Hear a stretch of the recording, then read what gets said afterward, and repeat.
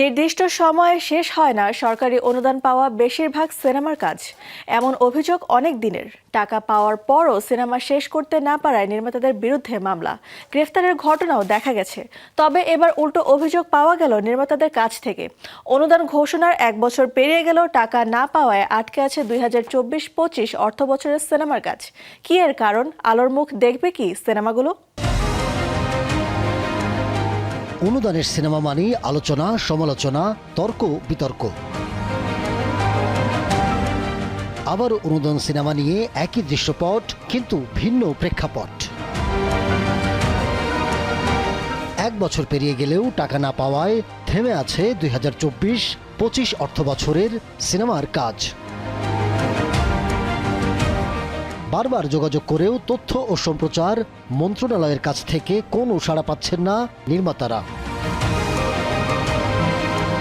এমন কথা জানালেন পূর্ণদৈর্ঘ্য চলচ্চিত্রের জন্য অনুদান পাওয়া নির্মাতা গোলাম সোহরাব দোদুল।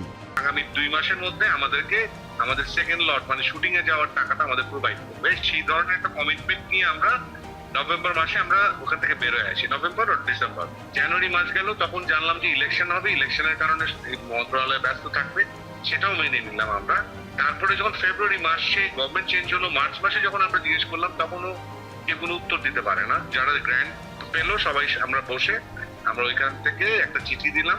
সেই চিঠিতে আমাদের যারা যারা প্রেজেন্টেশন পর্যন্ত আমরা ছিলাম, আমরা সবাই সাইন করলাম যে আসল ঘটনাটা কি আমরা জানতে চাই। সেই চিঠির উত্তর আমরা এখন পর্যন্ত পাইনি। গত বছরের জুলাইয়ে প্রজ্ঞাপন জারির পর সেপ্টেম্বরে প্রদান করা হয় প্রথম কিস্তির 20% অর্থ। এরপর আর কোনো অর্থ পাননি নির্মাতারা।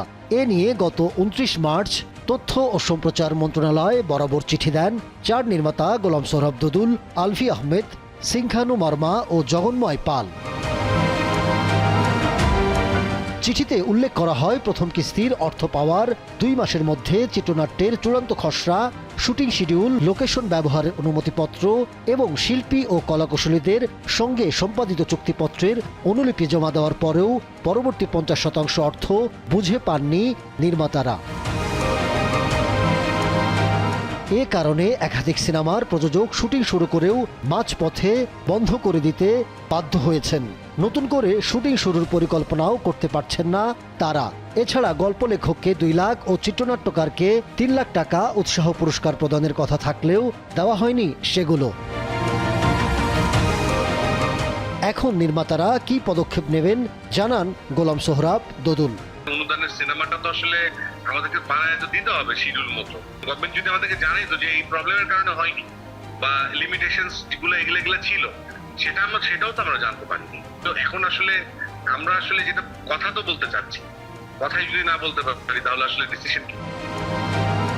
অনুদান সিনেমার বিতর্কের নতুন এ অধ্যায়ের সমাপ্তি দেখার অপেক্ষায় চলচ্চিত্র সংশ্লিষ্টরা। প্রত্যাশা আলোর মুখ দেখবে 2024-25 অর্থ বছরে অনুদান পাওয়া সিনেমাগুলো। Ahmed Tauquir, showbiz tonight.